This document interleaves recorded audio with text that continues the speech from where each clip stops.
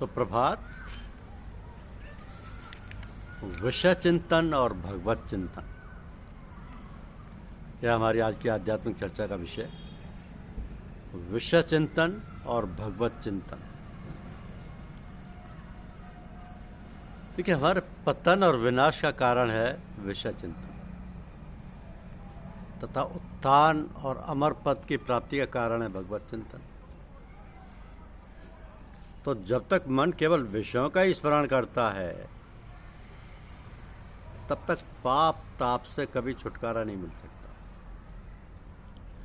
हम यदि वास्तव में पाप ताप से छूटकर अपने जीवन को पुण्य में, शांति में, ऊंची स्थिति के भगवत भाव से युक्त बनाना चाहते हो,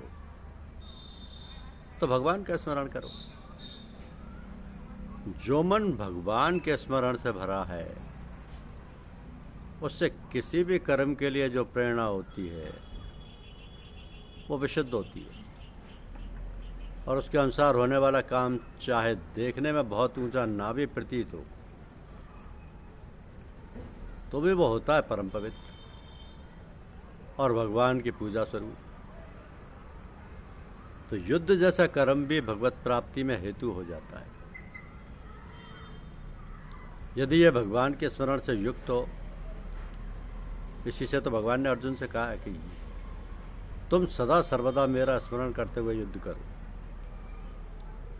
तो भगवान का स्मरण होते होते जब भगवान में ऐसा आकर्षण हो जाएगा, जैसा विषयों में विषयी पुरुषों का और कामिनियों में कामियों का होता है, कामनियों में कामियों का होता है, तब स्मरण अपने आप ही होगा, और तभी उस स्मरण में आनंद का अनुभव होगा। और जब तक वैसा नहीं होता, तब तक भगवान के गुण, प्रभाव, लीला, नाम आदि को सुन सुनकर उसमें मन लगाते रहो। अभी तुम्हारी चित्त वृत्ति व्याभिचारिणी हो रही है, क्योंकि उसने भोगों को ही आनंद देने वाला मान रखा है, और रात दिन वह उन्हीं के साथ रमण कर रही है। तो भगवान को छोड़कर जो भोगों के प्रति आकर्षण है, यही तो मन का व्याभिचार है। इसी से तो वह भगवान के प्रति खिंचता नहीं है। मन भगवान की ओर जाए, इसके लिए लगातार चेष्टा करते रहो। भगवान के गुण सुनो, उनके नामों का कीर्तन करो, सब कामों में भगवान का हाथ देखो, उनकी मंगलमयी मूर्ति का ध्यान करो, उनके भक्तों का संग करो, और उनके महात्म्य को प्रकट करने वाले ग्रंथों को बार बार पढ़ो। अपने मन को देखते रहो कि वो कितनी देर भोगों का चिंतन करता है और कितनी देर भगवान का।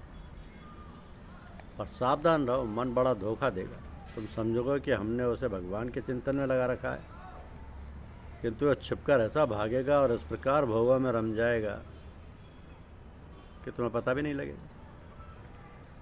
बार बार देखते रहो। जितना ही अधिक मन की ओर देखोगे, उतना ही वह शीघ्र वश में होगा।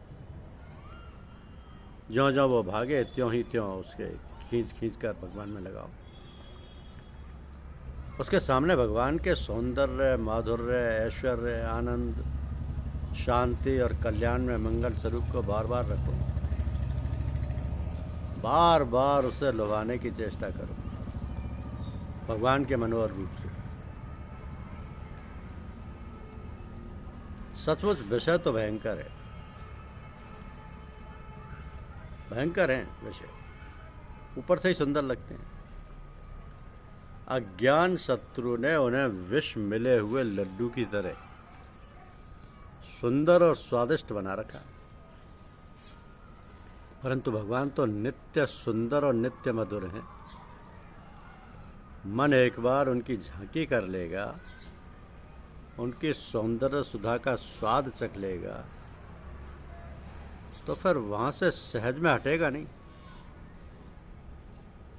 तो जिस दिन भगवान प्रेम पात्र बन जाएंगे तुम्हारे मन प्रेमी के, उस दिन सब कुछ आप ही ठीक हो जाएगा। चेष्टा करो और भगवान की कृपा पर विश्वास करके अपने को बार बार उनके स्वरूप समुद्र में डुबो देने का प्रयत्न करो। भगवत कृपा से तुम सफल हो जाओगे, भगवत कृपा से सफल हो जाओगे। क्योंकि भगवत कृपा ही वो कृपा है जो तुम्हारा ध्यान विषयों की ओर से हटाएगी। तुम विषय चिंतन से जैसे ही दूर होगे, तुम्हारे पास ये विकल्प रहेगा कि अपने आप को भगवत चिंतन में डुबो दो, और जैसे ही तुम भगवत चिंतन में रमण करोगे, संपूर्ण रूप से उसमें डूब जाओगे, तो बस भगवान की कृपा बरसेगी। क्योंकि भगवत चिंतन ही भगवान का चिंतन है, और भगवान का चिंतन करने वाले पर ईश्वर की कृपा बरसती है। यही जीवन का सार है। धन्यवाद। YouTube चैनल को लाइक और सब्सक्राइब अवश्य कीजिए। शुक्रिया।